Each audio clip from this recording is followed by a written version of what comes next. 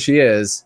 Clarion Wakefield, ladies and gentlemen. Hello, sweet lady. How are you? Hello, sir. I'm glad to be here. I've been listening for the last hour. It's been great.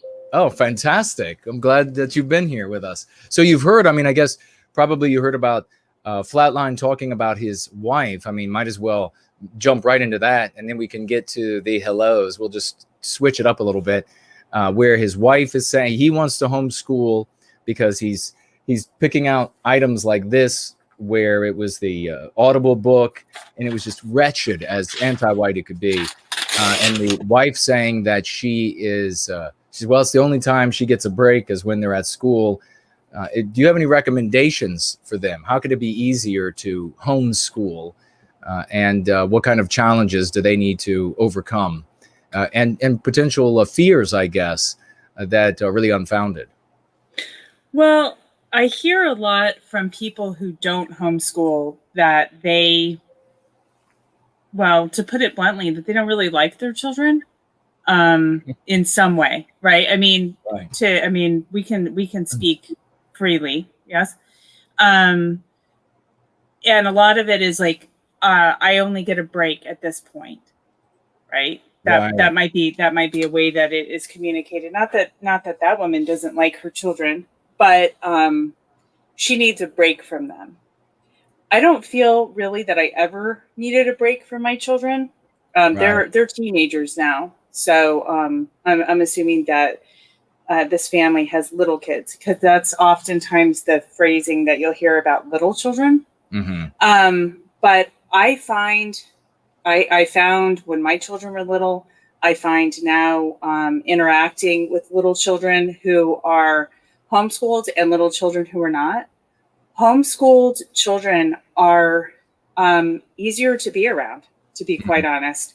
I'm not quite sure how to autopsy exactly what it is that the school system is doing to kids to make them like really kind of wretched to be around, to be honest. They're really like sassy. They're really aggressive to their siblings. I find that a lot, which I think is clear because they get sent into this like Lord of the Flies school where all children, white or otherwise, kind of have to. It is a Lord of the Flies. It's a survival of the strongest, right? Mm-hmm. And then obviously white children have, on top of that, they have an entire curriculum that is also assaulting them all day. So they come home and they're really aggressive, right? Yeah. And they've been separated from mom and from dad and from their siblings, and they've been thrust into this hyper individualistic society where they have to survive and they have to be aggressive, and they bring that home and they treat each other like that instead of the family living as one loving, cohesive unit. It's this grouping of individuals where they're still battling their own siblings and their own parents at home. I see it with public school kids a lot, which would make sense because that's how they have to survive at school. They are also, I think, more sleep deprived.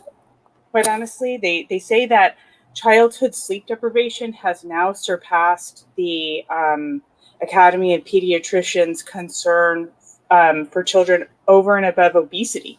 That childhood sleep deprivation and exhaustion is now the greatest concern. And if you think about it, anybody who sends their children to public school knows the drill, right? And the drill is that you get them out of school, which is always kind of this like this chaos, right? I mean, anybody who's even driven past the pickup line at a school, it's just like an hour of sitting in a car, and then they get thrown into the car, and now they have all of their homework. But before they can start this like immense amount of homework, first they have to be taken to their well-rounded extracurricular activities of, taekwondo or ballet or soccer or all three, right? So then they have to do that all afternoon and all evening. They get like a frozen burrito thrown at them into the backseat of the minivan on their way home to like do this massive amount of homework, which everybody, I don't know anybody who doesn't agree that homework has become an intense absconding of a family's little remaining time that they have together. That becomes a total battle. And then you go to bed and then you have to get up early and do it all over again. So it's just, life is just so busy and it's so anxiety producing because I feel like so much of the public school system life within the walls of the institution and then also outside of the walls of the institution is created from an anxiety of we have to do more. We have to have more children testing better. We have to have more children showing, these well-rounded resumes of all of these activities that they no longer get to do in school, right? There's no more, everything has been subverted in the schools to make way for these, critical race theory and gender spectrum studies and whatever it is that they're giving to like 5-year-olds these days. Like they don't get to have recess to an extent anymore. They don't get to have, what school has shop, physical education. My friend sends her child to a school. They get PE 3 times a week. three times a week they get to like do something that isn't sitting at a desk. There's no art. Right. So it's just so much anxiety all the time, from the time that you get up and you're getting ready to go to school, to coming home, to trying to jam in your extracurricular activities. The family is separated from each other all the time. Mom turns into this like weird, like prison warden / chauffeur. Right. You're yelling at people all the time to like do their homework and hurry up and find your uniform and your cleats and whatever. And then the weekend is also, I think it's great that children are in these activities like say soccer, right? But if you're in, like when my kids were in organized sports, the sports were secondary to the family because we had time as a family. I couldn't even imagine when I would look around and see these people have not seen their children all week. And here they are like haggard under this like shade structure, kind of watching Johnny play soccer, like it wasn't enjoyable even to the family that was looking around. I'm like, no wonder it's not enjoyable because this is just one more drag of a thing that you have to do. So when you take that life and you erase that kind of diseased, terrible life that causes everybody to just hate to live it, and you replace it with the whole life that you can have as a homeschooling family, where you're living in whole ways, when you're living in healthy ways, when you're having your meals together, when you're preparing your meals together, when you're having the discussions throughout the day, when you're taking time to do the things that are good for each member of the family and celebrating that together as a family. When you're doing all of that, you don't need a break all the time. Right. I think you're in charge. Right. You hit on so many things there that are so helpful. And what would be great is actually, I know you have a Telegram group. If you haven't written this kind of thing down before, I think it would be really helpful because you just spoke directly to a lot of these problems that so many parents end up having with their children. They're like these impish urchins on fire with hooves and leathern wings, and they just want to drop them off somewhere as quickly as possible to get away from them. And the reality is that indeed, excuse me, that place they're dropping them off is causing them to be that way. Right. That's what's making them such a problem. If they could have more sleep, if they could have the amount of sleep they actually need, and if they could be, and they not in, as you put it, it's absolutely Lord of the Flies. I mean, we're talking about you go into school and all you get is anti-whiteism from start to everywhere you look. I mean, this audiobook was just one of many, many examples, endless, literally, that we could speak to.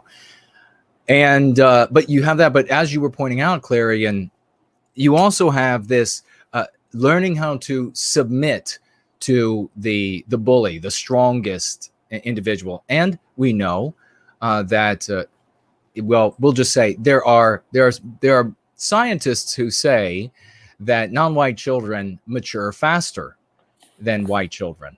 And those scientists who say that, you then see in the real world what might be evidence of that. Of course, we're not saying that is the case on this channel. We're just saying that there are some scientists who say that's the case. And you end up seeing these children being subjected to this bullying, but and feeling that they deserve it. But even in cases where it's almost entirely white, and that's almost non-existent anymore, you're still subjecting the child to this. This is how you learn to submit to the bully in the class. This is how you learn to be put down by the teacher who maybe hates little boys. That's not uncommon either, is for this misandry in a lot of these female teachers. So you're subjecting them to all of this. What do you think you're going to get back? You're going to get children that are problematic out of that machine at the end. And yeah, these I've seen it my whole life as well, where these parents, the homeschooled kids that I knew were calm, polite, they educated, they functioned beautifully in society. They are all successes. All the homeschool children, everybody that I know that was homeschooled, all were successes and have been and continue to be successes in life on the various markers. And they completely are acclimated to getting along with all of society. They have no problem with that. So these claims that are made all the time of, well, your child's not going to be socialized properly. They won't be able to fit into society unless you subject them to these prison-like scenarios where they're being bullied and pushed around and intimidated, and then maybe even given the opportunity to prey on other children, which otherwise they would not have had, and they would have not have developed that predatory behavior if they had not been put into an environment where there were children that they could furtively prey upon. And that, of course, ends up harming them in life. Yeah, I think everything you're saying there, the remedy to that is get them out of there sooner rather than later, if you can, please. And it also, especially in this community, because this community understands this truth. And the truth is that everything I've said goes for any child. But for white children, we also have to keep in mind that school is an indoctrination camp, that our children are abused again and again and again while they're there. So even if you could send your child to school and it was a very peaceful place, it was a place that they could really be full and whole people instead of just automatons doing what bizarre overlords tell them to do all day. Essentially, I mean, that's really, there's a side note on this is anybody who's interested in homeschooling and also in why they should not be sending their children to a state indoctrination center should read a man who is a very well-regarded and well-known philosopher of homeschooling, and his name is John Taylor Gatto, Gatto, and he was an award-winning teacher for 30 years, and he has written he has one book called something to the effect of the hidden curriculum of compulsory education. And he has also written a book called Dumbing Us Down. And I think that also involves the word, the phrase, the hidden curriculum. But well said.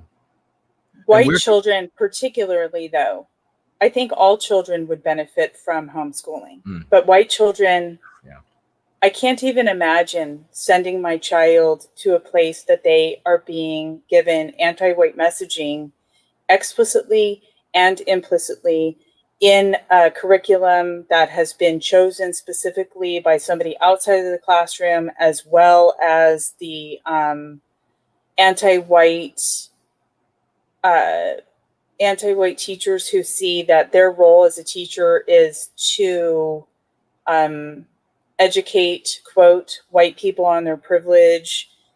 Yeah, I mean, and then you have then you have the student population who echo that and see that they have some kind of right for vengeance against your white child that you've sent to the school.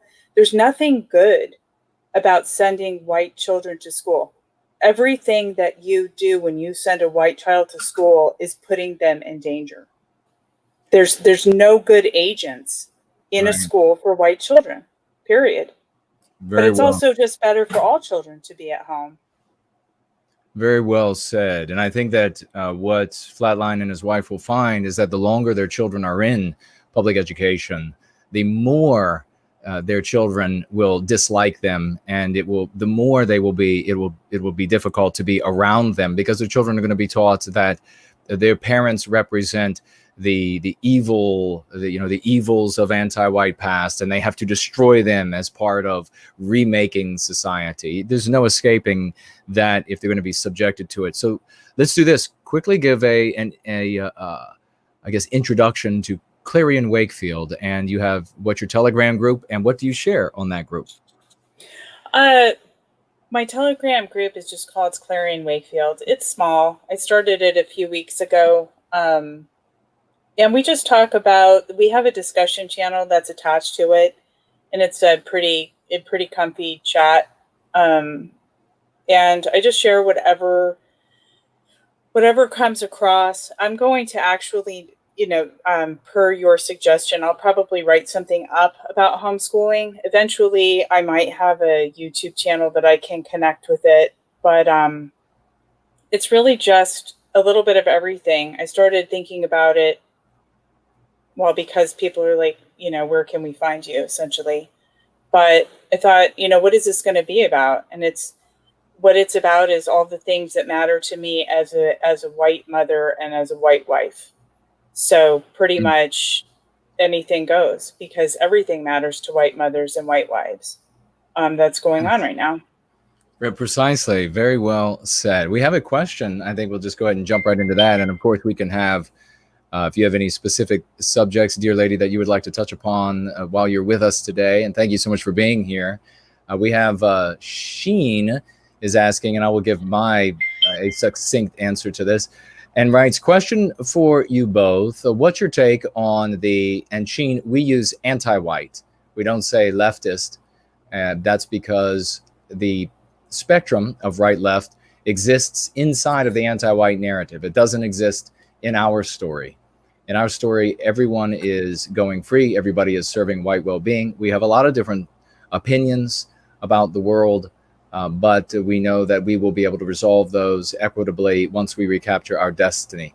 So we don't want to be inside their spectrum because, for example, like the love of the environment, the one of harmony with the environment is a position, and also taking care of the opposite of this hyper-individualism is two positions that would, inside the anti-white narrative, ostensibly present themselves on the left side, and that's something that we generally as a community embrace. So questions for you both. What's your take on the anti-white argument for sexual education? The anti-whites claim that if there's no sex education, there will be more unwanted abortions and pregnancies. Well, very briefly, I can say to that, the history of what the anti-whites did to implement, and this is widely available, the history of this, because it took place incrementally across the United States, same with Canada and Europe. You saw it where they would go into a state or province or a city, whatever it might be, and they would say, look at these numbers of unmarried pregnancies, look at these numbers of STDs. You definitely need us telling your children about sexual education. And they started incrementally again at the older ages. So it was like right before leaving school. And we'll teach them sex ed, and then they won't have these numbers will go down. Well, sane people said, no, the numbers will go up. And of course, the numbers went through the roof. So then the anti-whites moved incrementally down to all the way down now to very little children, exposing them to what they would refer to as sex ed and all of these other different I don't know if you want to even call them like genre, like do you know what sex you are, what gender you are, and who are you attracted to, when children are not having attraction, and etc. So you just point out to them, if you want, you could point out to them that history, and you could also point out that it's just another anti-white program to sexualize white children because it harms the white race. And I don't know if there's anything you wanted to add to that, Clarion, about the sex ed and anti-whites making the argument that if their anti-whites aren't allowed to get to the 5, 6, 7-year-olds with stories about homosexual and heterosexual sex, and also we saw this was claimed, it was in newspapers, it was in the media, I guess it was in California, and in the government there. We're not saying this is the case, but that they were teaching sex acts to little children. And so we don't know if that's the case. You'll have to check it out with CNN. But what do you think about the anti-whites saying they need to teach children these things, or there'll be more unwanted pregnancies? I think that we need to start calling out people on their insincere arguments before we start addressing the insincere argument. We have to address our insincerity. Anti-whites love abortion. They love killing babies. They love killing white babies. They love abortion. So they show that with how, their their day to celebrate the abortion. That's like the new national movement where everybody's supposed to wear a T-shirt that says gleefully, I had X number of abortions, and they're supposed to put onto social media their videos of talking about how celebratory they are about their abortion. So, first of all, we have to just say you're being insincere, saying that you want there to be fewer abortions. So why is it that you're being insincere? You're being insincere because you think that you're going to be able to trick me, to say to me that you want to do something that I want done.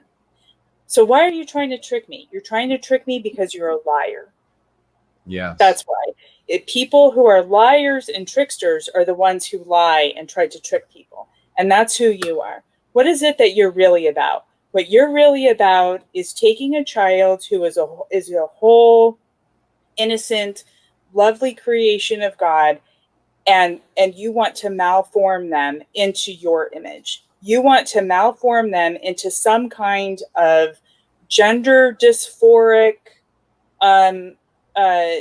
basket case, or you want to malform them to think that every different sexual perversion and gender disorder and all of these other things, which we know in our heart and in our consciousness, before it's malformed by your lies and your deceptions, is wrong. We can just see it. We feel it. When we look out and we see health, we know it is health. And when we look out and we see it as disease, we know it as disease. But when you've been told since pre-K3, like 3-year-olds going to these indoctrination centers, that there is no gender and everybody's everything and everything's happy all the time, and so when they themselves cannot look out onto the landscape and see, this is what's healthy, this is what's good, this is what's going to edify our civilization, and they look and they see, oh, I've been told all my life that's what's going to be good for my people, and it's this diseased and rotten carcass, right? But they've been being told all through their sex education, this is good. They're confused. And if it's not a personal confusion, it's a social wide confusion. And that's what it is that they want for our children. They love abortion. They want to trick us into thinking that it's going to do something we want done, and it's not. It's an insincere argument. And it's an argument that is going to make us a diseased people. Very, very well stated. Exactly. And that is the first thing that you should absolutely do, because Sheen is call them out on being anti-white. Because Sheen, what would be happening in that case is what we refer to as the miss of pretext. So the moralized, intellectualized, sentimentalized pretext that they give to arrive at anti-white conclusions. And the anti-white conclusion is what Clarion just lucidly and going perfectly with her name described there. They want that conclusion, and they'll make any kind of argument to help you surrender your defenses, to cause you to surrender your defenses so that they can inflict that injury on our children. We have all of the evidence in the world now about the cause and effect of sexual education and what it does to children. I mean, we're beyond the point of wondering anymore or speculation. But from now on, we don't need to worry about reason, logic, and evidence when it comes to the anti-whites and what kinds of arguments that they will make to us, because we can simply say in every single case, if you arrive at an anti-white outcome, then I reject your argument. I simply don't care what it is. I don't care how many academic degrees you have. I don't care where you have worked. I don't care what you think makes you or legitimizes your position. I don't care. If it's an anti-white conclusion, I reject it. And we can see with this, of course, you have anti-white outcomes. They've gone all the way down to the children and are sexualizing them. The anti-whites are in every way they possibly can.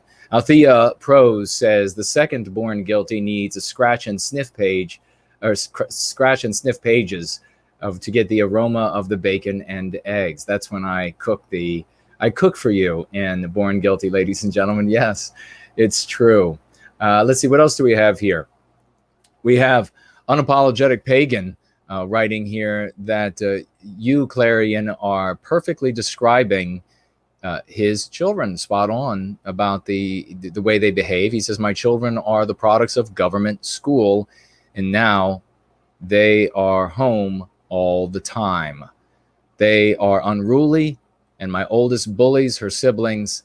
I'm a very strict father, but my wife grew up in a home with a very neglectful mother who left her kids to raise themselves. She just doesn't know how to be strict and gets frustrated when they ignore her and do what they want when I'm not there. Do you have any suggestions for that? I mean, here you have like a whole, this seems like a whole category of medicine, how to reclaim your children and their behavior and therefore their lives from what anti-whiteism has done with them. I think in part that's going to be not only being strict, but it's also going to be in part, and I'll pass it to Clarion, immediately helping them to treat their mean pathogens within inside of themselves. Because make no mistake, just as this Biden chump, this corpse that was up on the stage the other night was saying that, boy, non-white children would really be adversely affected emotionally, spiritually.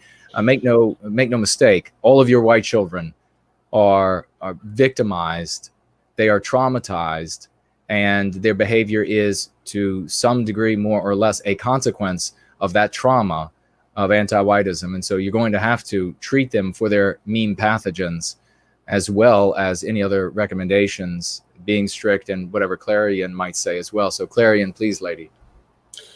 I think that your use of the word reclamation is imperative here, because that's really what we're having to do. Is we're having to reclaim ourselves, and in this case, we're having to reclaim our children, the most vulnerable of our people, from a completely unnatural and unhealthy way of existing day in and day out is what school is. So, and then our friend is saying that his wife, the mother of these littles, was herself damaged by her own mother. And then, you know, his answer, I'm not saying that this isn't an answer, it's definitely not the only answer, is strictness. So you have a dad who is, you know, thinks that being strict and all of that under that umbrella is the primary answer to a mother who is being neglectful, which is the, you know, the umbrella that we're talking about here, and children who are coming home from school and looking at their own family members as adversaries, which is totally reasonable, since all they do is live all day long at school with every single person at school is an adversary. So that's a lot to unpack there, but I think I think that the way to look at that is that we are reclaiming something. We're not reinventing something, we're reclaiming something. And what we're reclaiming is that very natural order of the family. And it's difficult to reclaim something, but it's definitely easier to reclaim something than it is to build something without any kind of foundation or any kind of structure at all. So we can look back and see what it was that our people, when we were at optimal health, were doing and reclaim those things. So it's a very hopeful world that we're living in, because we already have within us that which our people knew, right? We have that in us, and it hasn't really been that long since we have given over our natural ancestral understanding of how to be to this bizarre institutional society. Like, it really, really hasn't been that long. It feels like a long time to us because we're having to live through this hellscape. But most of the experience of our people is one that we're trying to reclaim. So I would say that instituting some things which, the idea of fake it till you make it, that idea, institute some things that might feel unnatural because they're just not part of your own experience, but they are very natural if you think about it in a broader historical sense. Institute some things which you can start doing that you will have success in, right? So like institute that every night you're going to have dinner together, right? And set some ground rules where you can say in a gentle way, gentleness is not the lack of firmness, right? It's just a gentle way of being firm, that, you cannot say things that hurt your sister's feelings at this table, and then institute some things which also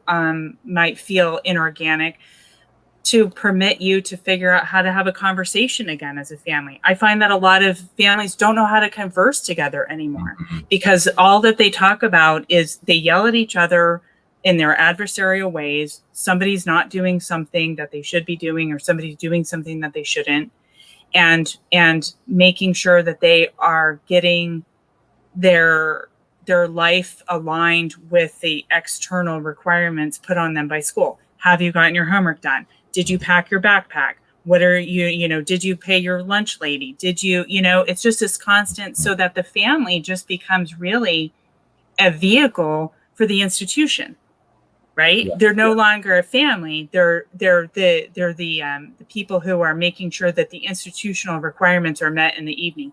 That is not a good, positive, loving, heart-building way to have a family, right? So there are people who don't really understand how to have a conversation anymore that isn't about an institutional to-do list.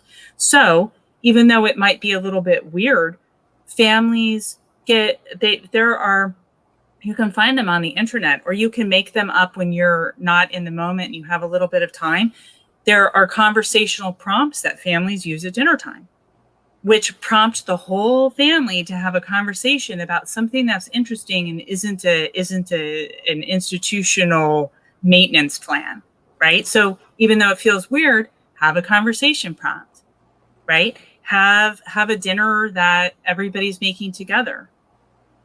It doesn't have to be a fancy dinner, right? Just something that you're all doing together, instead of just like one person in the family like slamming down everything onto the table as quickly as possible so that you can hurry up and get, on with the homework. Those are the kinds of things that you just have to understand if you're feeling like your family is in crisis, which I would say that most modern families feel like they're in crisis a lot of the time. That if you feel like your family is in crisis, you just have to understand this is a crisis that we can rectify.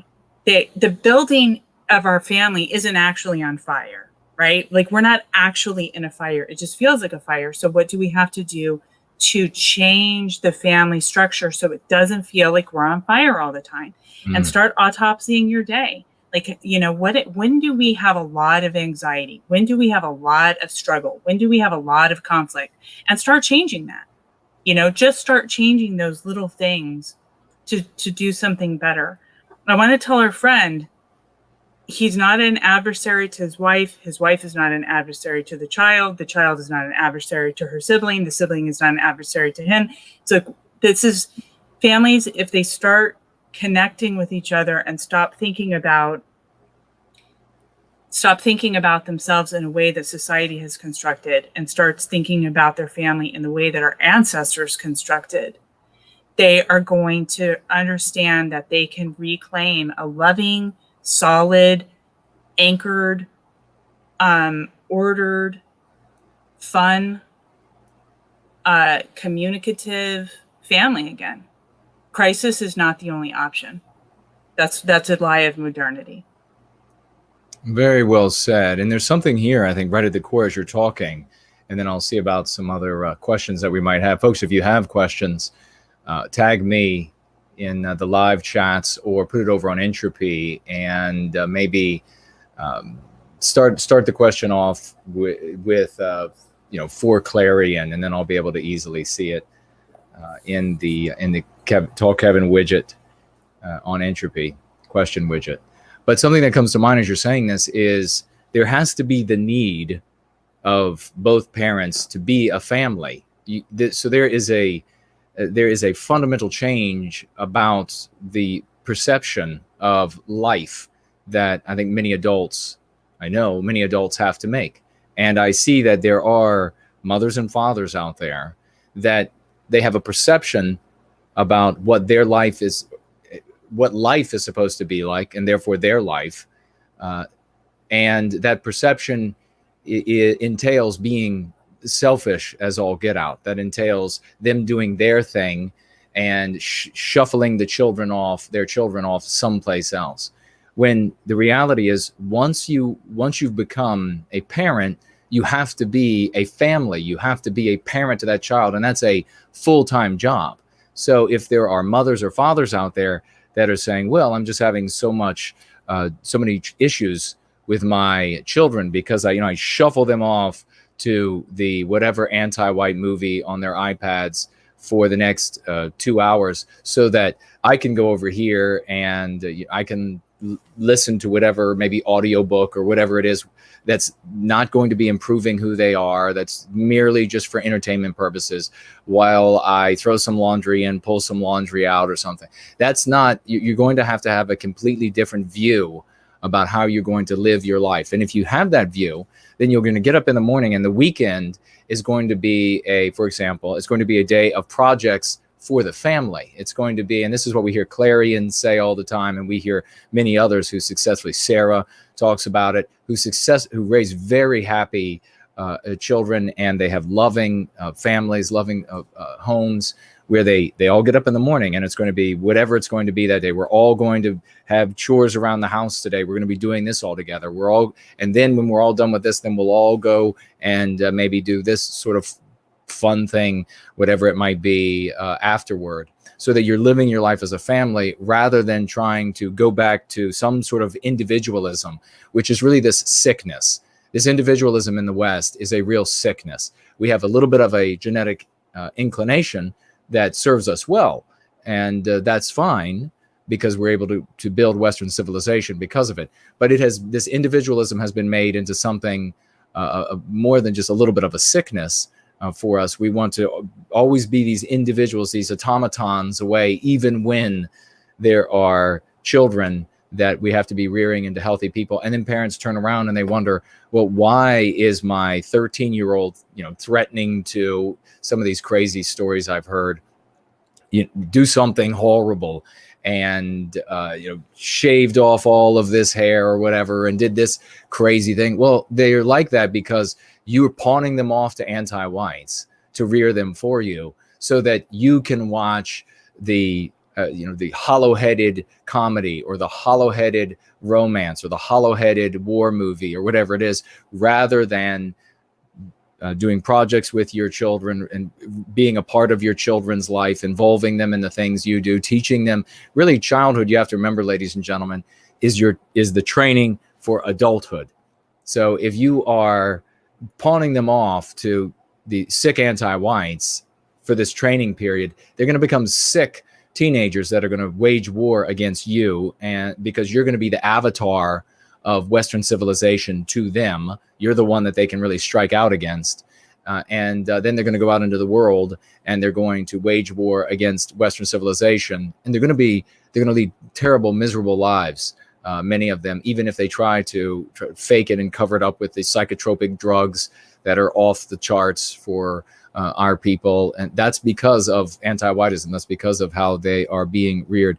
But Clarion, what do you think about this changing for parents? You know, once you become a parent, really having to change this mindset of this, I want to do my individual thing, to we're doing this family thing with the children. Or if it's a single parent, it's this, you know, family of the single parent with the children, rather than the individual life.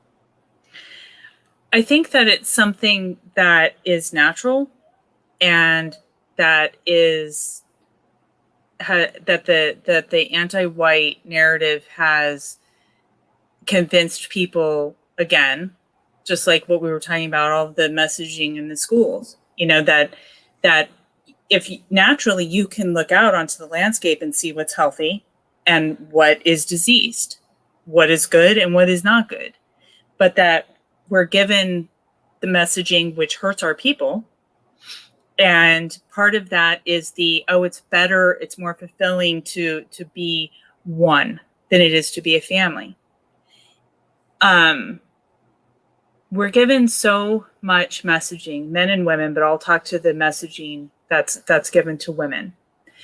Women are given the message that being a wife and a mother is less than, is not full, quote, self-actualization, is wasting your intellect, is an enslavement to the patriarchy, is a drag. You know, when, you know, you and I have talked so much about commercials and movies and whatever. Look at how many commercials are showing women who have children, and that the one thing that every woman in these commercials has is that they're overwhelmed and mad, right?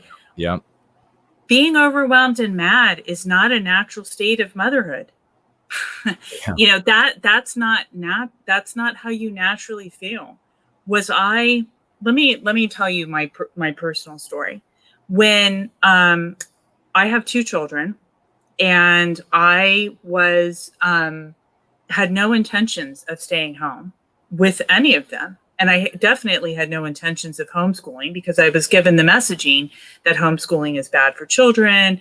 It's for people who have low IQs. It's all of these different things. I had a career, and I had a career that I had to go to many, many years of school to have. I had a career that I had been planning to have since I was in 6th grade. This was my trajectory. And we had our first daughter, and she was about 3 days old. And she was I was a new mom. I didn't really have a lot of support network. Again, this is an unnatural part of modernity. I should have had other moms around me saying, like, oh, this is why, try this, or this is why the baby is so crabby, right? I didn't have any of that. Mm-hmm. I had like these books, like what to expect the first year, so I'm like frantically looking through this like crappy book to like try to figure out how to be a mom. This is a very modern, diseased way of parenting, but that's what we're left with a lot of the time until we reclaim, right? I can tell you that my children will not be parenting in these ways, because my children will have myself and they will have their father who helped them to know how to be a parent. We're helping them now to know how to be a parent, and we will help them when they become parents. So, but I didn't have anybody helping me. And I had this baby, and she was 3 days old, and she was so crabby. And I realized why. It was something that, is easily fixed if you know what the problem is. But she was so crabby. I had a baby for 3 days. This is not a long time to have a child. I had this baby for 3 days. I was totally overwhelmed, because it is overwhelming to give birth to a child. This is what I did. And I just looked at this screaming baby, and I thought about my plan. In 3 months, I was going to give this screaming, precious bundle to some absolute stranger. And I was going to trust that this absolute stranger was going to take the care and the love for a strange little crying monster baby. No, I could not trust that. So I knew I have to stay home for the safety of this little monster, right? So that's really, I became a stay-at-home mom because my child was so wretched.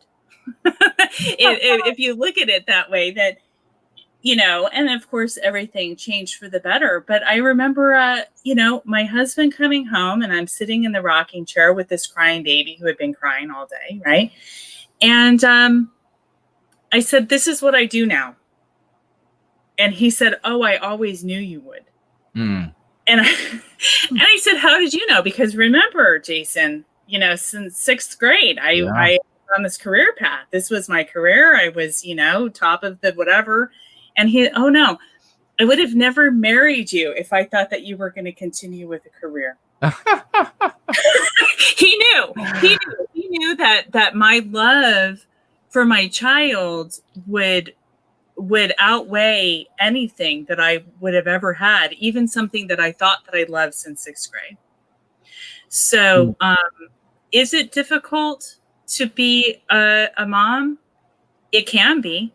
There are true difficulties, but when you get together with a supportive network, when you have a loving husband, when you really recognize exactly how incredible it is that you were given this opportunity, and really, quite honestly, kids are just really cool. They're just really great. And I'm not talking about little rotten kids that you can barely stand to be around until you can hurry up and send them to the babysitter, or send them back to the school, which is a different kind of babysitter, or send them into their soccer practice so that the coach, I'll also say this. I was part at my church. I was part of the children's program, and listening to adults talk about how to manage, quote, children for a few hours once a week at the church program is like listening to people figure out how to manage prisoner transport. Oh boy. It is very strange. This is how the institutions look at our children, as just something to be managed all the time. So I just want everybody to know it is diseased modern messaging that makes you think that being a mother isn't going to be better than being an individual, because it is. It is just an inarticulable beauty for you, for your family, for you and your husband, for your children, for you and your children. It is amazing. I could not imagine anything better than this. And I have been a mother now for almost 17 years, and it just keeps getting better. I kept thinking, this is the best. This moment, this is the best age. They're all the best ages. It's amazing. Everybody should do it. That is so absolutely wonderful. Thank you for sharing all of that. Let me jump through a few more of these. We'll just keep rolling. Laura Hendrickson saying, I guess from earlier, not every right winger is white positive, but every lefty is an anti-white. Yeah, that's probably true when it comes to people on the left.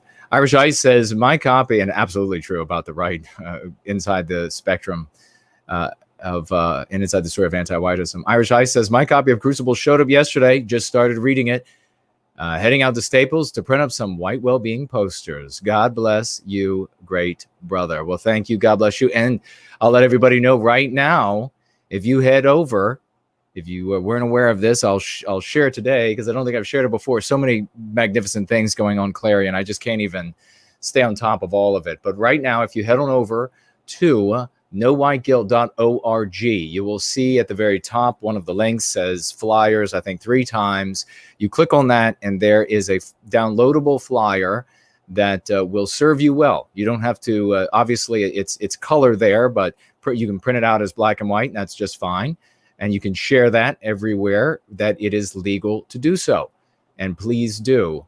That will be a very successful leaflet, and will maximize the time that you invest in leafleting. And we will be sure to get to some more, make some more in the very near future with everything we have going on. Thank you so much, Irish Ice, one of our great champions.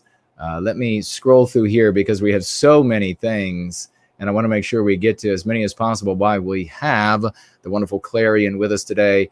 Let's see. Jesse Ling says, your ancestors were great. Work out. We need you strong and healthy. Try and have a healthy body, healthy hobby. Don't drink or do drugs, and don't let the anti-whites get you down. Absolutely agree with that 100%. And by going free, the practice of going free, ladies and gentlemen, you'll be able to begin to access some of that great potential, physical, mental, and spiritual that you have inside of you that you can't even imagine until you begin to access it. Sheen is back, says, and asked this over on the question widget as well. Clarion, are private and charter schools a better option than public schools? And are private and charter schools more white positive? I don't think anywhere is white positive, but I guess less anti-white. The questions to you, dear lady. I think that I'll answer the question. I think that charter schools and private schools are better than public schools. I mean, this is like asking, is lymphoma better than lung cancer? But Right. I mean that Yes. I think that the reason that private schools are better is because you are a consumer. I have a friend who sends all of his children to a very expensive private school. And when anti-white things have come, he can't call out every anti-white thing at the school. They're just, they would be booted out of the school. It would be like a daily phone call. This is how anti-white schools are. Yeah. But when particularly egregious anti-white things happen, he has called. He has called, or he has written a letter. He's texted, his classroom parent pods, that kind of a thing. For instance, his 6 or 7 year old was for Black History Month was given the essay that she had to write an essay or do a report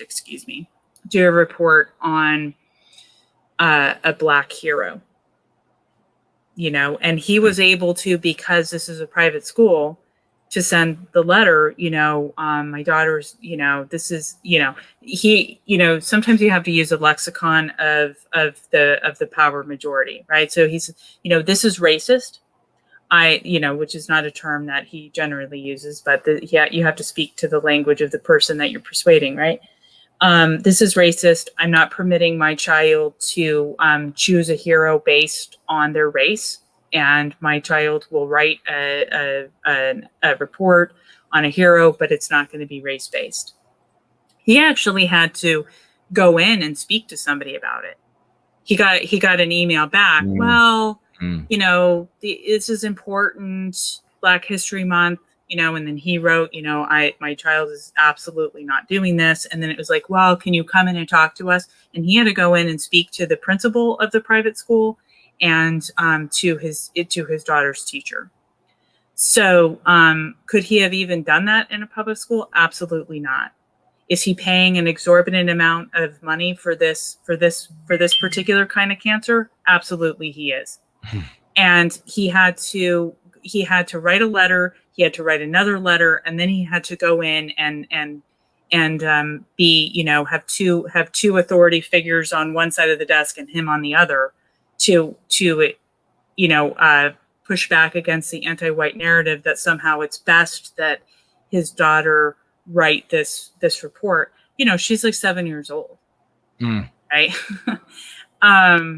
So that's the answer. Yes, private schools are better because you're a consumer. Okay. And you can exert your pocketbook because you're paying specifically for your kid to go there. But also just keep in mind that while there are negative reasons to homeschool, would be schools are anti-white, and I don't want to send my children to a place that they're going to be taught to loathe themselves. You also have positive reasons to homeschool. Even if, this is what I tell people when they say, oh, but the schools are so good here. Even if I live next door to the very best school on the planet, I would not send my children there because I want to homeschool. Right. Because it's so enlivening to our family, et cetera, et cetera, et cetera. There are many, many positive reasons to homeschool. Even if you had a great option, which you do not in America 2020, you do not even have a mediocre option. Mm-hmm. You have only the least bad option, which would be to spend exorbitant amounts of money so that you can be a consumer, so that you can sometimes push back on the most egregious and explicit anti-white messaging. This doesn't even discuss the implicit anti-white messaging that his children are getting that he doesn't know about because it's not coming home as a homework assignment. Yeah, that's the thing that I would definitely, I don't think, and I'll show you all in just another moment, some couple of images that are going to blow your mind. But when it comes to private schools, Christian schools, doesn't matter how much you're spending, their teaching material has to come from somewhere. And that's not an infinite number of options for these institutions, and they're not producing all of their own teaching material. So you might even say, well, this school is not receiving money from the state. It's not receiving money from the federal government. It's just the funding of the parents. So they are not beholden necessarily. Well, first of all, they're beholden increasingly to anti-white legislation and the interpretation of rules and laws and codes on the books through anti-white lenses. And these nodes of power, we've talked about the nodal tipping point. So many of the nodes of power now are in the hands of the anti-whites, demonstrated by these anti-white hit squads and these individuals coming out who are in power to protect them, to bring the force of law against anyone who opposes them. There's that, but then there's the inescapable reality that there's only a limited number of sources from where these institutions can get their teaching materials. There isn't any white positive companies out there of any significance, of any large status, that is producing history for that's white positive, government for people that is white positive, or any of this. Even those that are said to be Christian are rabidly anti-white. Rabidly. I have friends who send children to very expensive schools, private schools. Some of them are private Christian schools. Others are not religious whatsoever. And the kind of anti-white filth they receive in those institutions are just like the anti-white filth that the children are receiving at the public schools that I hear people complaining about. No significant difference. And Clarion's right about you are a consumer and at a private school, but it would be, you have much more power if you were to get a great many parents, almost like a union together at the school, that would say, hey, you all are not going to teach X, Y, or Z, or we will all pull our children. That'll be, 2/5 of your funding or something gone overnight. And that could be something that would move a school. I would say that when it comes to this guy, and I'm going to show these pictures here in just a minute, when it comes to this guy who called up the institution, he should absolutely, my recommendation absolutely is use anti-white. And my guess is that he didn't use anti-white because he was afraid that by saying he doesn't want his child to do something that's race-based because it's going to harm white people, that would make her make his argument weaker or something. But when you use their concepts, as we know here, when you use their concepts, certainly their principal concept of racist, you empower their argument even when you try to use their sword against them. It can never be, we can never have the handle side of that weapon. It's always the blade side that's facing us. So I understand, but I would recommend in the future that he use anti-white. And I think what's going to happen is what happens like with a lot of these cases, like right here, we've shown this picture, I think, oh, where is it? I thought I just had it. We've shown this picture before. This is a mother at a private school and going through the textbook when the kids first had to be sent home for the coronavirus. Actually, I don't see that picture on here. I'm sure it's still here somewhere. But let me show the most recent one. Now, this is a private, very, very expensive Catholic school in the United States. And this, my friends, is what the workbooks looked like after she went through them, pulling out everything that was anti-white. 2 workbooks, almost emptied of their pages, at an extremely expensive private Catholic school. This is what the wastebasket looked like. This is the kind of thing. Now they're going back to school now. And so what this mother has done is checked out the books from the school and gotten the copies of the books so that she could see the material. These were actually produced. Now, if your children are going to Catholic schools, they're going to be getting this garbage from Jesuits, violently anti-white. And so that just about every page is portraying white children as handicapped, as crippled, as in need of help, as weak, as deviant, as needing of redemption. And the white little girls all pictured with the non-white little boys again and again. These are for the very youngest of children. This is what her and her husband are paying hand over fist for at this particular school. And she's already had run-ins with the administration there, and they are trying as best they can to get through with these people. Even though they're paying as much as they're paying, they still are exerting a significant influence on their children. And so she's doing what she can to inoculate them against anti-whiteism. So we'll share that, and we'll compare that with this family right here. Take a look at that. This is a homeschooled family, and I wonder if those children are going to grow up and be healthy. That is Mrs. Deshorst's children. And they all have a copy of Go Free.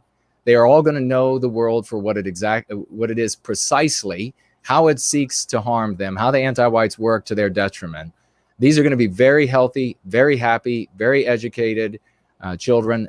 They're going to be exactly as Clarion was talking about. They're going to be a boon to be around because they're having family functions. They learn together, they grow together, they prepare food together, they eat together. They have those conversations, family conversation starters that Clarion is talking about. They're out in the garden together. They go on educational trips together. And in everything that they do, they are observant of anti-whiteism in the world around them. So they interpret the world through that lens and therefore are far healthier for it. Now, if you can get to that state, you're in a very lucky place. And that's going to be the healthiest place for your family and your children. If it's a private school, it's like, I agree with Clarion completely. I mean, it's like lymphoma versus, some other form of cancer. It's still dreadful. And you don't want to have this, ladies and gentlemen. You don't want to spend hand over fist to get your children into these prestigious schools, only to have them come back even at the earliest ages and have that many pages torn out of 2 Jesuit instruction books for the children that they are providing them. I mean, just think about that. That every single one, that's not for fun. She didn't do this just for the heck of it. She's trying to protect her children from anti-whiteism and the ideas that they plant in their heads. and the self-hate, the idea that whites are crippled, that whites are less, that they are in need of help. You have many of these. I saw shared with me some of these illustrations for the children. It's like always the white child in the wheelchair being pushed by the helpful non-white child, the white, and on, and all of the other things like we had from unapologetic pagan, showing that the white children, they're also the bad ones. They're the ones who are in need of help because they are harming the other children around them. And just as a side note, I see over here, Unapologetic Pagan also added that he just started coding a game 2 weeks ago, and I guess it's going to be a game for white well-being. That'll make 4 games for white well-being. Absolutely splendid. Thank you for that.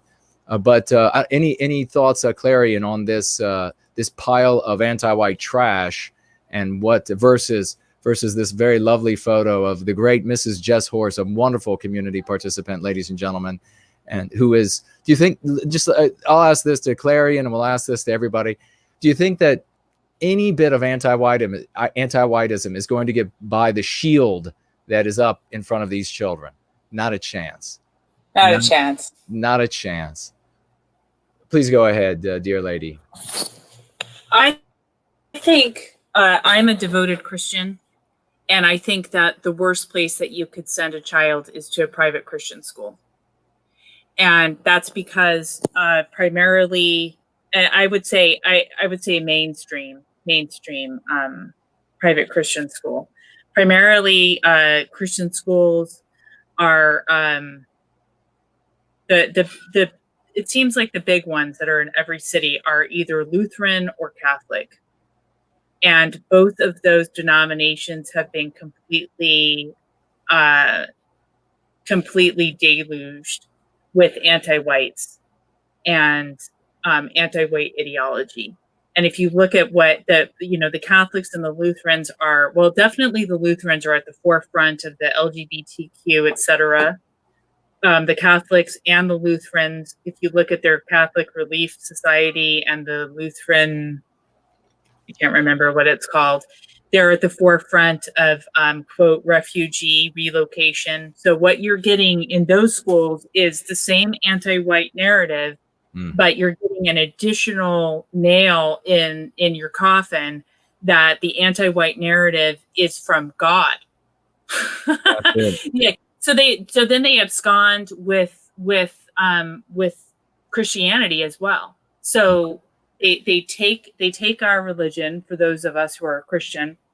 They take our religion, they malform it, and then they feed it back to children in this diseased way where Christianity becomes salon.com with Jesus on the byline. It is horrible.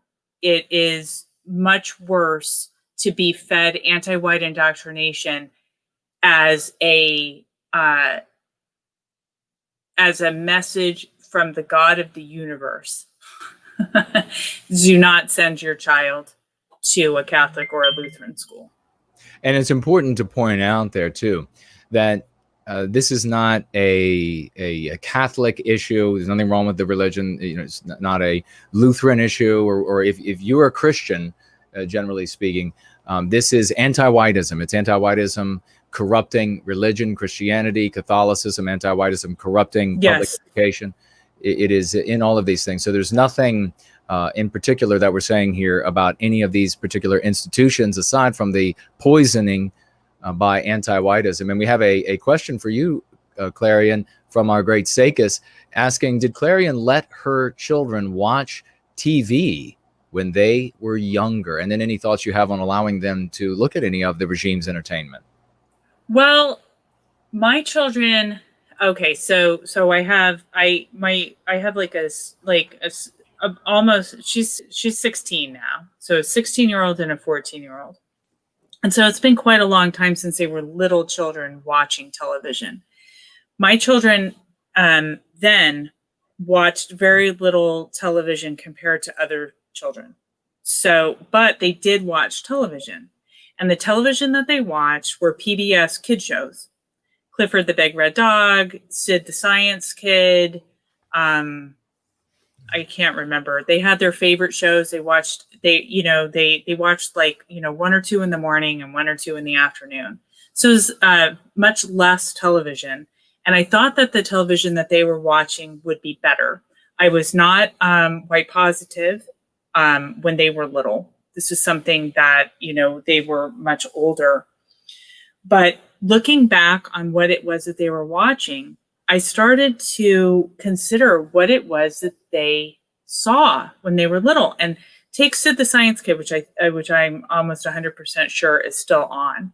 Sid the Science Kid is a, quote, educational show about science. And they are these cartoon figures that are they're humans, but they're cartoonish humans.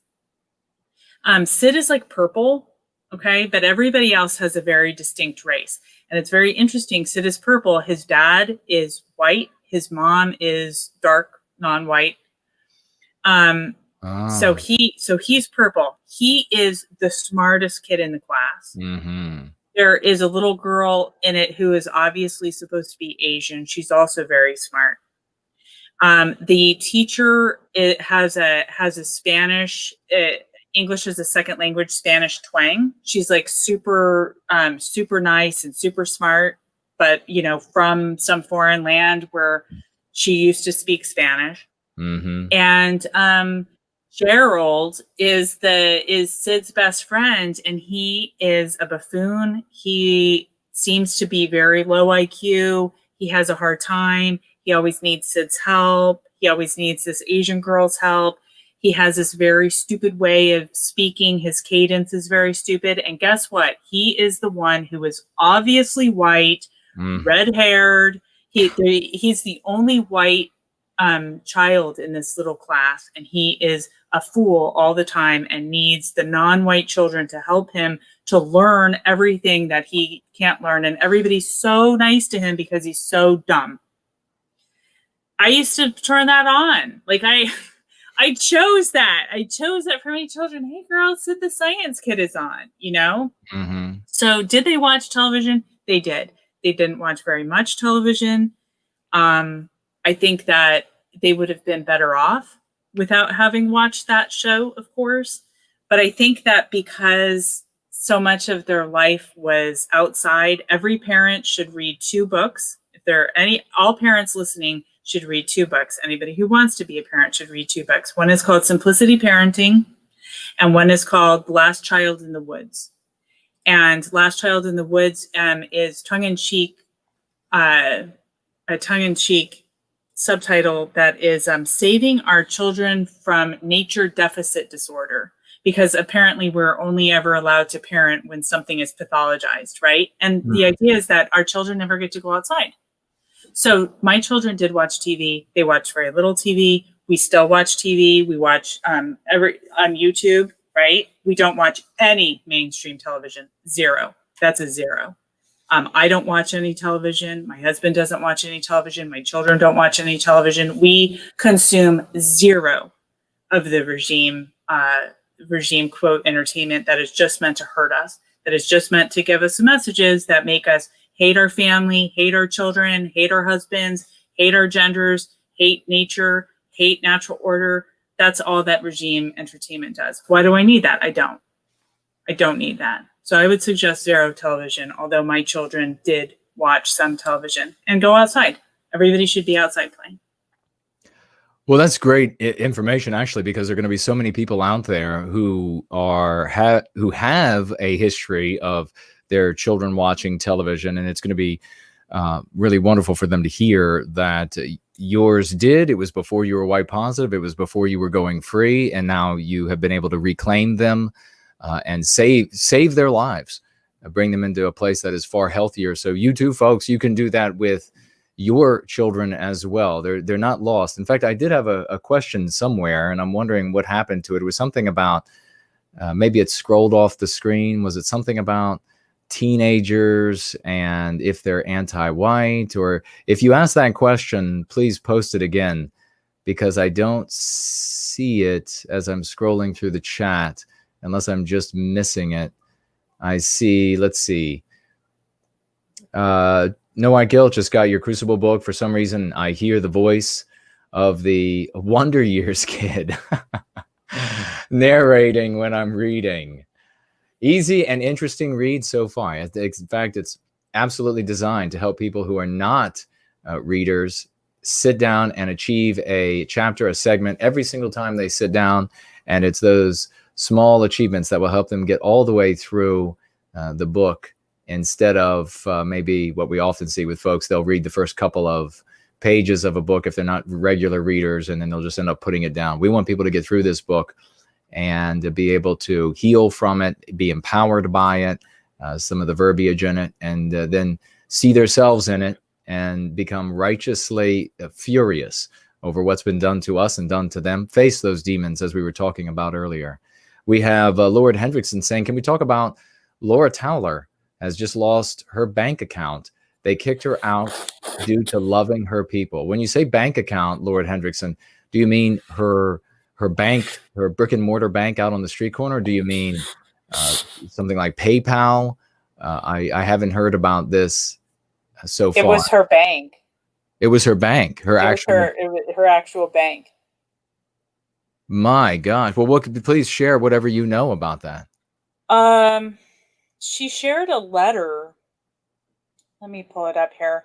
She Okay. shared a letter on her Telegram channel, and it just said, this is what the letter says. Very important. We've closed your Santander account.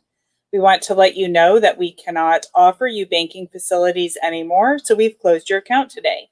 Under the terms and conditions of the account, we can withdraw banking facilities at any time. And in line with our company policy, we don't give further information about how we've made our decision. What we have done, we've enclosed a check for X pounds to settle your balance. Thank you for your cooperation. Yours sincerely, Santander Operations. And Laura Towler writes, here is the letter I received from my bank. I didn't break any laws. My account was managed well. I've never even had an overdraft. My God. This is the kind of thing that we are seeing increasingly across the West. And this is merely the social pressure. And this is also something to all of those libertarians out there. You can see absolutely your position is absolutely useless. These private entities are more damaging to the well-being of Western kind, or at minimum, at least as damaging as government. But I think more so damaging than government. So this idea that somehow if everything is privatized, everything will be okay is hogwash. This is why the smartest libertarians end up leaving that community and coming over to the white positive sphere. But here you see a prediction about institutions long ago, that institutions would begin revoking your privilege to do business with them, which really is a right. You can't deny someone in most Western countries the right to do business with you on the basis of their ideas or their race or what have you. That's exactly what's being done. But since the laws, and we're talking about nodal power again, since so many of these nodes of power are sat with anti-whites, that the law simply will not be applied in your favor at any time. And that's what's happening here. I'm sure it would be illegal in the UK to decide to just kick some non-white person out of your bank because you just feel like it, don't feel like giving an excuse. We know very well that it's because she's white positive. She cares about the well-being of Western kind. And that's why this anti-white institution has made this decision. Now, we say this is already taking the case, or already is the case, already taking place, when this is just anti-whites just acting out of their own opinions, animosities, informing all of their rules and codes with anti-white ideology, anti-white morality. But what we see on the horizon are anti-whites codifying all of this in law. People like Joe Biden and Kamala Harris and all of these bills, acts, resolutions, and treaties that we've been sharing over the past couple of weeks. And I'll do as we get closer to the election, a summary of all of these touching just upon some of the ideas, out of each one, like the Joe Biden plan, for example, touching upon these, and then maybe some of the general ideas. What they are moving to do is codify these things in law so that it is absolutely the duty, it is forced upon institutions, whether they want to or not. And in fact, we see, what was it called? I misnamed it last time, and it's the Recognizing the Global Threat Transnational White Supremacist Extremism Presents to America and Its Interests. This kind of thing, if that were to move through the government by will of the anti-whites who call themselves Democrats, would end up defining every single white positive group abroad as a terrorist organization equivalent to ISIS. And in any communication with them by a citizen of the United States would be treated the exact same way as a citizen of the United States communicating with ISIS. All of your rights would be taken away. And in fact, it says very expressly that all material support it would be against the law to provide any and all material support to any of such individuals. So that would be not just banking, ladies and gentlemen, but it would be your grocery store. It would be somebody throwing bread out to you from their window. All of that would become illegal if these individuals were allowed to come into power and advance these sorts of, as I say, treaties, laws, acts, and resolutions. Now, we do have I will keep an eye on the chat for any questions. We only have Clarion for a tiny bit longer. We've just gone over, but I want to read this story to Clarion and for all of you, because it is pertinent. And we thank Althea for sending this story. San Francisco to pay non-white people $1,000 monthly for their children that they are pregnant with. Last week, the San Francisco mayor's office announced the launch of a government program called the, quote, Abundant Birth Project, which will give $1,000 per month cash payments to, quote, Black and Pacific Islander women, close quote, for becoming pregnant and having children. The mayor's, now this, of course, ladies and gentlemen, is going to be on top of all of the other programs that these individuals are able to access our tax dollars at work. And again, this is just fiction, and it's just for your entertainment. For the truth, you're going to have to go to CNN or to other anti-white entities that call themselves liberals or progressives or the like. So make sure you check with them. Make sure you check with Snopes to make sure that this is true. Just look it up for yourself in any of the major search engines. The mayor's office stated in a press release that, quote, the pilot will provide an unconditional monthly income supplement of $1,000 to approximately 150 Black and Pacific Islander women in San Francisco for the duration of their pregnancy and for the first 6 months of their baby's life, with the goal of eventually providing a supplement for up to 2 years post-pregnancy, close quote. Quote, providing guaranteed income support to mothers during pregnancy is an innovative and equitable approach that will ease some of the financial stress that all too often keeps women, non-white women, from being able to put their health first. This individual said, I won't even bother to say their name. Somebody who claims to have somebody claims to be a doctor, says of the San Francisco Department of Public Health, echoed this sentiment, claiming, quote, providing direct unconditional cash aid is a restorative step that not only demonstrates trust in, says women here, but of course it's non-white women, to make the right choices for themselves and their families, but could also decrease the underlying stress of financial insecurity that may be contributing to the high rates of premature birth in these communities. It is exciting to be in a city that not only calls out racism, this anti-white slur, ladies and gentlemen, so heresy, as we would say, as a problem, but also takes steps to heal the wounds. So you see, you're responsible, and your babies are responsible for the wounds left by, it says, decades of injustice and specifically it says anti-Black sentiment, close quote here, as though there is any such a thing. With program after program like this for these particular groups, they still claim that there's any anti this non-white group or that non-white group. Neither of these women provided further explanation as to how not receiving $1,000 a month in taxpayer cash increases rates of premature birth. or how, quote, decades of injustice and, quote, anti-Black sentiment could possibly cause premature births. The press release went on to mention various critical race theories, so anti-whiteism talking points, such as, quote, structural racism and, quote, racial justice and, quote, racial inequity and a, quote, racial wealth gap. Ladies and gentlemen, this is why you never speak with their anti-white slurs. They are endless. These are all the myths of pretexts. Every single one of those is a pretext to justify inflicting harm on you, taking money out of the that would go into the food for white babies.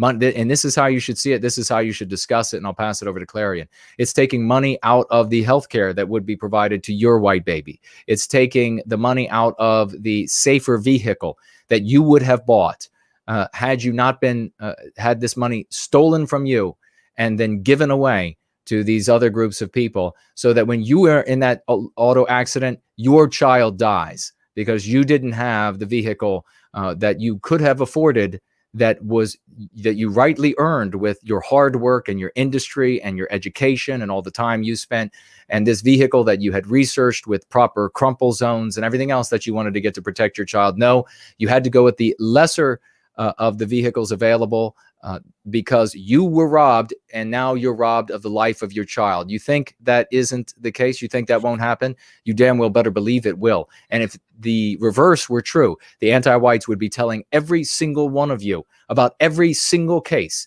when something like this happened. Among the, let's see, the funders of the Pregnancy Payoff Public-Private Partnership are Jack Dorsey and something called Expecting Justice, and some other Hellman Foundation or something of this nature. So all anti-whites. Again, this is none of what I just read here is true.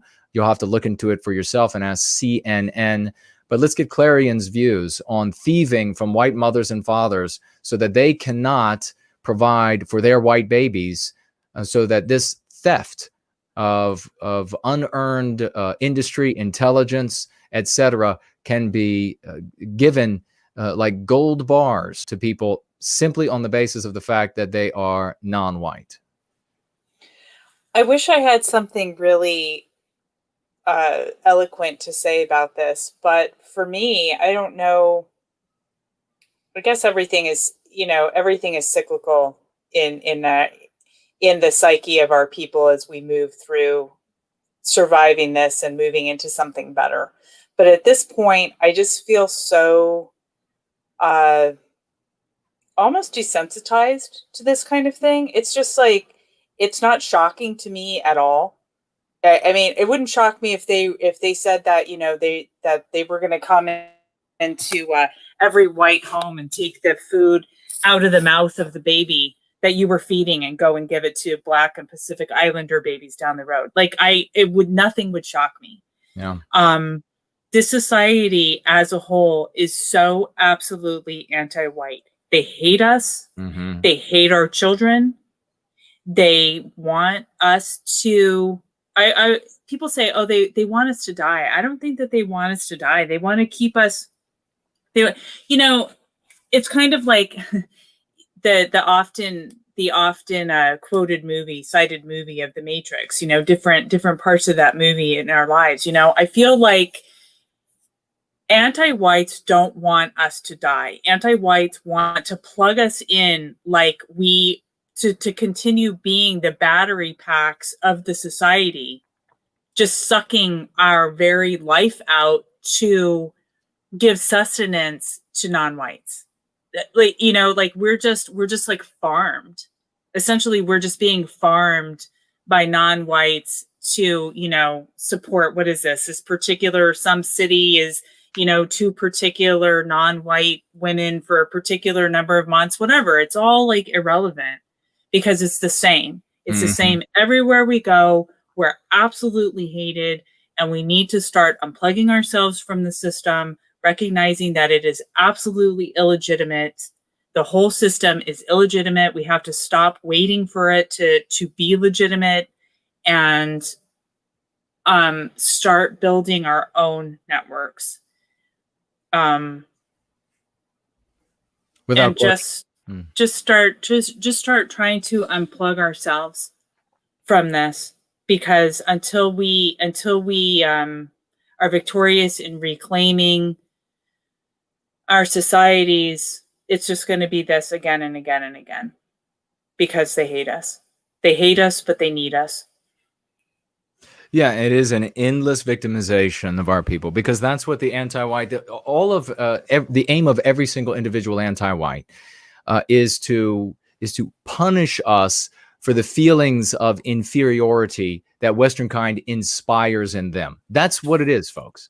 That's all you need to understand, because that is exactly what it is. And then everything else grows out of that.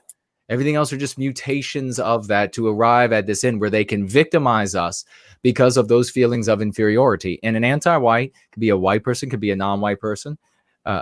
But in either case, it is the feelings of inferiority that they feel as a consequence of being in the presence of Western kind. And this is a great example of them inflicting this sort of harm. And because we haven't been using words for decade after decade now, like anti-white, because we haven't been using the other lexicons and the other part of the lexicon and dialectics, because we haven't been using these things, we haven't welded ourselves into a people yet. If we had welded ourselves into a people, when we see a program like this in San Francisco, we would all not only across the totality of the United States, but around the entire world, we would move to shut it down. Just like there's another group out there that won't be mentioned, that if anything happens to their people anywhere on planet Earth, they move on every continent to shut it down. We don't have that yet. That's what we are trying to build, a people out of a deracinated race. So all of these other arguments that people bring forward about we need to do this or that for our people are putting the cart before the horse. We need to have that people so that we all get as angry as Clarion and I get and all of you get when this sort of thing is happening. And those of us who have the power, those of us who have the means to move in and shut that sort of a thing down for the harm that it's doing to our people in San Francisco, because our people have a right to live there. I mean, I think I saw somebody in the chat already say, well, San Francisco will just go under because the white people will leave. No, that can be true. But who built San Francisco? San Francisco exists in one place, and that's inside of Western kind. It doesn't exist outside of Western kind. That is just a projection that the moment we stop projecting it into that part of the world, it will cease to exist. This is what we need to appreciate. We have every right to be in the city and in the states and in the countries that we create through our bio-spiritual projection that only exists because we exist, because that projection is currently playing through the projector of our bio-spirits. It's not just a matter of, well, and then this is the other thing that we continue to suffer from by not having a people, is that we always think, well, if it's in someone else's backyard, it's at least it's not here yet. It's coming where you are. This program might only be San Francisco today, where they're taking the food right out of your white child's mouth and then putting it into the mouth of a non-white child. It might only be in San Francisco today, but it's going to be in your town tomorrow. They are moving in all ways to implement these anti-white strategies, programs, initiatives, and they are all, every single one of them, decorated, adorned, bedizened, gaudily, with excuse after pretext after excuse after pretext for why it needs to be done, why it's legit, why it's rational, why. And that is why you have to get the hell out of their anti-white narrative, get into our story, and as Clarion was saying, take back our destiny. And we begin doing that on an individual level. We have to do that with our families, especially our children, because they're going to be in a world, left with a world that is even worse than the world that we found ourselves birthed into and had to grow. And we were talking earlier with, what was it, Azimuth, Clark, and others who were talking about their experience identical to Crucible. Everybody has felt the exact same thing. It's far worse now. They're being taught far worse. And now there are going to be programs where even your dollars that you're trying to save up are going to be taken right out of your accounts. You're not even going to be allowed. And I saw another message here. I don't know if you know this, Clarion. That's somebody saying that Mark also lost his account with a brick and mortar bank as well as Laura. So they are moving in the way that anti-whites are wont to do, because they have lost the argument. They lost the argument of rationality, of philosophy, of fairness, of law. They have lost on every single level. So all that is left to them is violence. All that is left to them is the violence of putting you out of house and home. Left to you, the violence of putting you out of your banking institution to make banking and carrying on your financial life far more difficult, putting you out of your ability to pay for your child's food, welfare, who knows how many other things, clothes on their backs. This is all that's left, censoring us from every single platform. And not only that, but then cutting the tongues out of our mouths so that we can't reach any of our brothers and sisters out there. That's why we all have to be the mouthpieces of white well-being. That's why we all have to be getting out there. I'll take a look here at what's left question-wise, my dear sister. But give us your contact, where folks can find you, where they can follow you, where they can look for your updates and the kind of things you'll be doing here in the very near future. And then once you wrap that up, any final thoughts you have on anything? I mean, if you want to say something about Trump or the upcoming election, let's get into that before you leave. And I pass it to you, and I'll be looking for some questions if there are any. Did you want to talk about Trump, or I'm sorry, I didn't catch that. It's up to you. If you want to toss in a thought about Trump or the upcoming election. I mean, we're in the final weeks here, and so I thought you might have some thoughts there on that issue. If you do, then please share those. I'm voting for Trump. I'll say that. A lot of my friends are not voting for Trump because they don't want to work into a system that is because Trump is not a white positive candidate. But I am voting for him because he isn't actively anti-white. But the thing that I thought was most interesting coming out of this whole thing was this Proud Boys thing. That I actually I was wondering why, when Trump asked in the debate, well, who are you talking about? Name them. And then the anti-whites named the Proud Boys. It's like, why are they naming the Proud Boys of all of the organizations that they could be naming? Why did they name the Proud Boys? And I figured it out, I think. If you recall, when Hillary Clinton made the alt-right, that term, famous in every household, when she had some press conference and she called out the alt-right quote exploded after she called them out. Mm-hmm. I would say that so many people came, into many made their way into a white positive place because Hillary Clinton named the alt-right, which was like, really, we were like unknown by that name or any other name. We're just like this small contingent, and she exploded it. So I thought that's why they named the Proud Boys, because there's nothing white positive about the Proud Boys. Like, nothing can be bettered for white people by calling out the Proud Boys, because they're not a white positive organization. And they also further the narrative that somehow the West, quote, can be separated from European people. So it actually, it hurts us, right? The Proud Boys narrative hurts white people. But anyway, that was the only thing that I have found this whole, like, I've been almost, I'm voting. I'm going to vote for Trump. My husband's voting for Trump. People are voting for Trump, but I don't know anybody who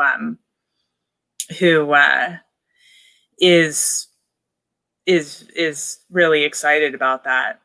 I mean, like, do you know anybody who's really on the Trump train? I don't really know anybody. No, I mean, and there doesn't need to be a Trump train that's in those folks who aren't going to vote because they're not going to vote into the system. I'll tell you what, you need to tell them this and share this with them.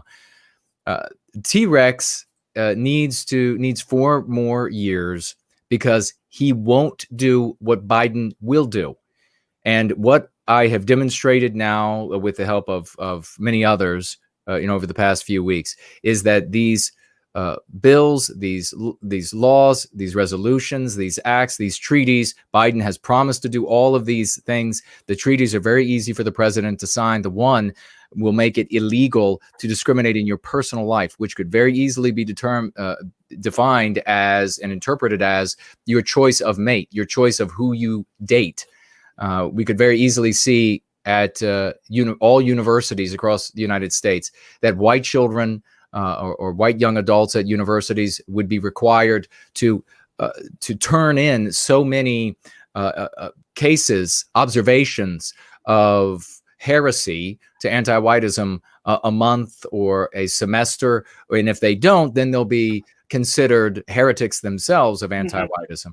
So many things here. These people say, well, they don't want to endorse a system by participating in it. I'll tell you what, if you care about white well-being, and if there's any record of that, and the anti-whites, Biden and Kamala get into office, and then you have a presidency and a House, both firmly in the hands of anti-whites who call themselves Democrats, and a very thin Republican edge in the Senate, they won't be able to stop these bills, laws, treaties, acts, etc., and they will make all of this illegal. They will make it. They're redefining concern for white well-being, serving white well-being as a sickness, identical to any other sort of pandemic, and then treatable the same way. This is, and we are at the point now, and this is where we have been saying here that we have already moved out of a paradigm. We've already moved out of an epoch where people can make the argument that, well, if the anti-whites who call themselves Democrats get into office, then the public, there'll be a big pushback. These people need to open their eyes. There's no more pushback. The anti-whites have too many nodes of power. They are charging people left and right, and there is no more recourse. Every avenue of recourse almost at this point, this is why I say it's the tipping point, almost every single node of recourse to somebody who is at least going to be impartial to some degree and say, well, according to the letter of the law, it's actually, we're going to overturn this anti-white decision. No, that person too is anti-white now. The Republicans won't be able to fight back the people won't be able to fight back through the Republican Party. The Republican Party will have to change and look in a way that is totally different than it looks today. If you think it's bad today, and it's bad, you just wait. And if Biden and Kamala win, the Republican Party will look even worse to you. And then all of these sorts of things, all of these sorts of acts, and this is spoken about by people, are just dumb as all hell. They are just ignorant as all hell of the consequences of Biden and Kamala getting into office. The people like me will go straight to jail. These other people who were preaching about wanting Biden to come into office that were popular, their asses will be hunted down wherever they are. So many of these bills, God, I've read giant segments of them, write the words right off the pages. That is available to everyone at the .gov website, which we provided, will radically change the United States and therefore radically change all of Western civilization. So we don't like Trump. There isn't a Trump train. He's not white positive. I don't give a damn how much money he gives to Israel, because that's not going to stop me from advancing white well-being. What will stop me from advancing white well-being is the kind of things that Biden will do. That will absolutely make it legal and in fact force banks to not hold my accounts like we're seeing with Mark Collette. How would everybody like to be subjected to that? Oh, we look at your social media. There's no getting rid of it. We see that you cared about white well-being. Well, you can't bank with this bank and that bank and this bank. It's very easy to shut you down. There's a list that the banks keep, and the word is slipping me. And you'll be put on that list. No bank will do business with you because you cared about white well-being at some point. There'll be no making amends for it. You won't be able to be white and anti-white enough. So all of these people saying they don't want to participate in an institution, that institution is going to come and eat them alive if they don't participate and use a tool for white well-being. Has nothing to do with endorsing Trump. It has nothing to do with the kind of things that he's, all of these people who step forward and say, well, don't you know that he's buddy with the people, some person in the Middle East? I couldn't care less. I don't give a damn how much he buddies up to them. I don't give a damn how much money he gives to them. I don't give a damn how many jets he gives to them. Guess what? Biden's going to do the exact same thing anyhow. Except with Biden, we're also going to get laws that send all of us to jail for the kind of things. I mean, we're already seeing in Australia where they're talking about pre-crime arrests. And of course, all of that's true. Check with CNN. So anybody who's telling you, ladies and gentlemen, to either not participate in the election or even to vote for Biden, they are either anti-white and they want the anti-white outcome. They're a midget wit. Their IQ is just too low to get that the time has passed, the epoch has passed for any sort of pushback by way of the institutions, or they are simply ignorant of the outcomes of Biden getting into office. And if they're ignorant of that, then they can be educated and they need to educate themselves. And that's the duty of a mature adult, is to educate themselves. We have had many shows where we've talked about over the past, 5, 6 shows or so now, where we have talked about the kind of things that Biden's going to be instituting, him and Kamala, and they've promised to institute. And it's as I've said, there's a record number of bills that deal with race moving through Congress right now. This is what the Democrats want to do to us. We need 4 more years to get going free and white well-being to as many people as we can, before and behind the scenes, to change the conversation in this country so that we are in a context that will make these sorts of Gun Safety Act, International Compact Against Racism, the Treaty Compact Against Racism, Resolution 884, S1492, Disarm Hate Act, HR 1877, African Descent Affairs Act, going to provide money to bring over free of charge the trip from any continent around the world, particularly Africa, to the West, specifically the United States. Probably not true. Just read that for yourself. HR 7946, the Federal Reserve Racial and Economic Act. Doesn't that one sound fun? Look it up for yourself. I read some of that. That's one of the things that they're going to be pushing, Biden. The S1929 Home Ownership for Dreamers Act. All of these things right now, the Republicans argue against, by the way. The Biden, of course, bill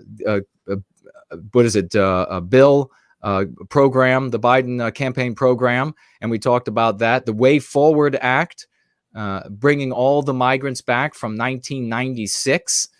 That would move forward. The Migrant Compact Act, United Nations compact, that would allow the UN to choose how many migrants a nation, including this one, is forced to take. It was the Biden plan I was talking about earlier, which of course will move Section 8 housing into every white area across the United States. You could look it up. It's not true, of course. You just check with CNN. I'm just saying this for entertainment purposes.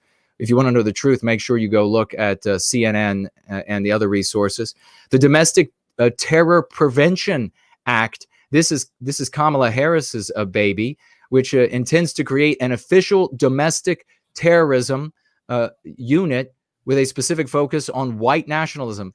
I read this, folks, every single paragraph that told what this entity is going to do said specific focus on white nationalism. Domestic terrorism, ladies and gentlemen. The Job Rehire No Hate Act, which will provide the anonymous hotline for people to call this hotline on you and say this person's white positive. It's a heretical person to anti-whiteism, and then the FBI will start a file on you.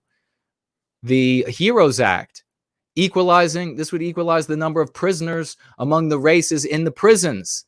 How do you think they'll accomplish that? Well, they're going to have to increase the number of prison sentences and for white people and let non-white people go from jail. That would be the only way they would be able to accomplish that. Again, this is just a theory and speculation, and you all will have to go and check these out for yourself.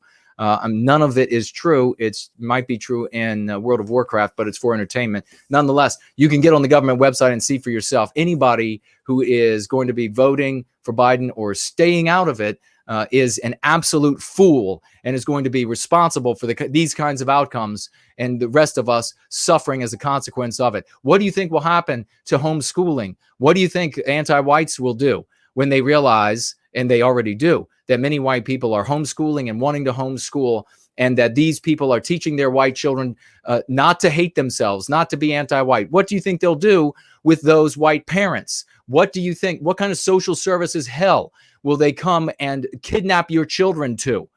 These are kinds of serious things that are going to wreck lives. So yeah, anybody, I have a real big problem with anybody who's saying, "Oh, I'm not just going to participate." They need to hear the facts, and if they still are not quite getting it, they need to have the spit slapped out of their mouths until until it gets through their thick skulls. That everything is going to change for us if these people get into office, and there won't be the kind of recourse that we had in previous ages when, well, just let Clinton get in because then there'll be a big pushback. Just let Obama get in because then there'll be a big pushback. Not the same this time, ladies and gentlemen. But we have had a splendid time talking about families with Clarion. We're going to get her final thoughts and where folks can find her and how many people she's going to be slapping the spit out of right now. Sister, please, thank you for showing up and taking some time away from your family, your husband, your children. You are a community favorite. We love you. And what are any final thoughts you have? And where can people find you to hear more of your insights that we appreciate so deeply? I have, I think, 3 things that I would like to say. One is, I know that you have a community member who clips out things for you.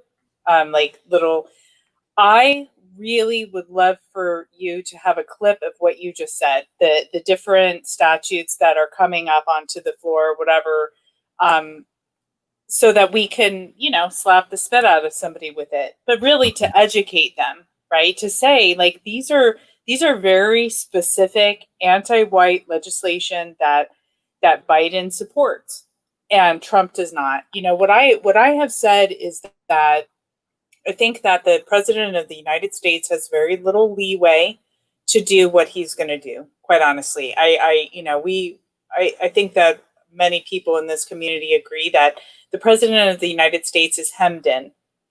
But how they use that leeway matters, even if it is a little bit of leeway.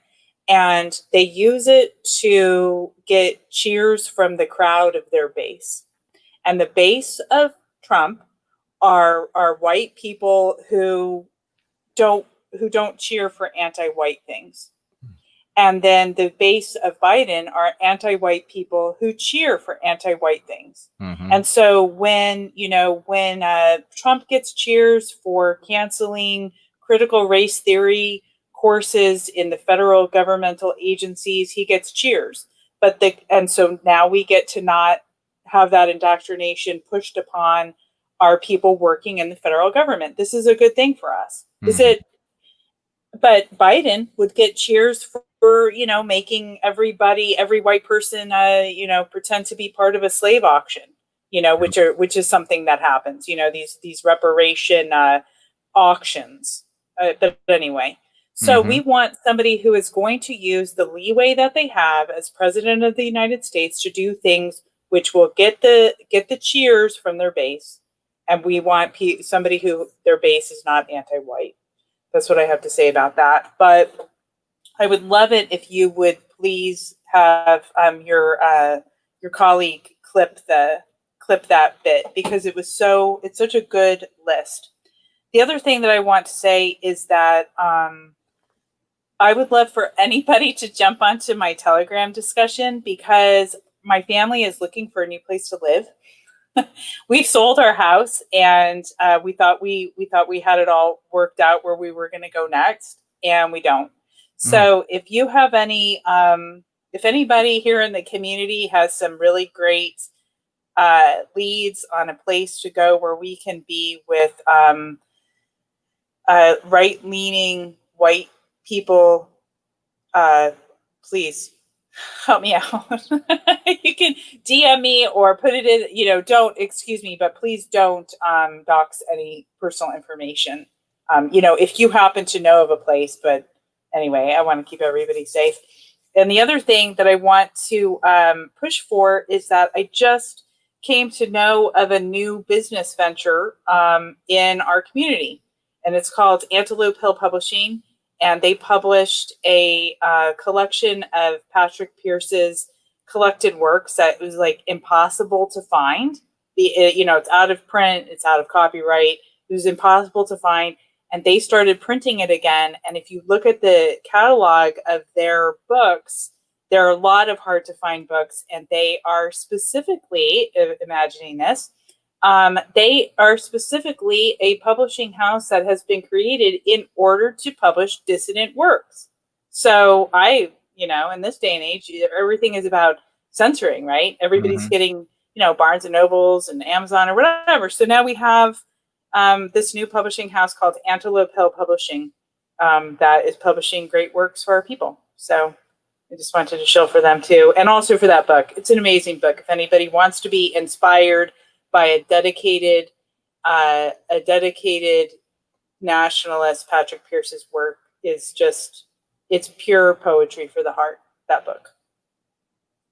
Well, that is beautiful. And thank you so much for sharing all of that. Please, ladies and gentlemen, please heed this call for support from Clarion. If you know of any areas, reach out to her. And I think we all are kind of looking for that. Remember, we need to have a lot of these safe zones, a lot of these safe areas that we can get together and supply each other with support, especially as conditions worsen across the United States. We're going to have, at best, 4 years to help to change the conversation, to help inject, and that it's going to come from this community. We need to function as a community together, and getting out into that public discourse, pushing the lexicon and dialectics. Not everybody that we push this out to is going to end up going free with us, but what it is going to do is it's going to change the context, the social societal context in which anti-whiteism and the anti-whites attempt to affect and achieve their objectives, and it will make things a lot easier for us to help our brothers and sisters go free as we do that. And right now, that main thing is getting Crucible out to as many people as we possibly can, certainly now when they're looking at the politics and the future of the nation and what it means for all of us and their children. So Clarion, thank you so much for coming on, and we hope that you will come back very soon. Folks, let's get a big round of applause for this lovely lady. I put her on the spot like right at the last moment. I'm like, right now, can you come on? She's like, sure. I just have a mom and a wife. So let me just put out several fires, and then I will be right there to help out the community. So that's the kind of dedication she has. So thank you so much, sister. I love this community. Thanks for having me. Oh, you're a blessing. And please have a good evening. And if you're going to stick around at all in the live chat, folks, you can reach out to her, say hello, say thank you in the live chat to Clarion. If you have any other questions, you can clarify that with her. So thanks, Clarion, and we'll talk to you soon. Talk to you later. All right. Bye-bye. Bye-bye. Wow, that was fantastic, ladies and gentlemen. We kept her longer than we asked of her, so we had a lot of great questions. What we're going to do, though, is we're going to take a quick musical break. I think we're going to go over to Imminent Rain, some of his magnificent music, and I think first maybe to an interlude by Groundhog Fury, and then Imminent Rain, and we will be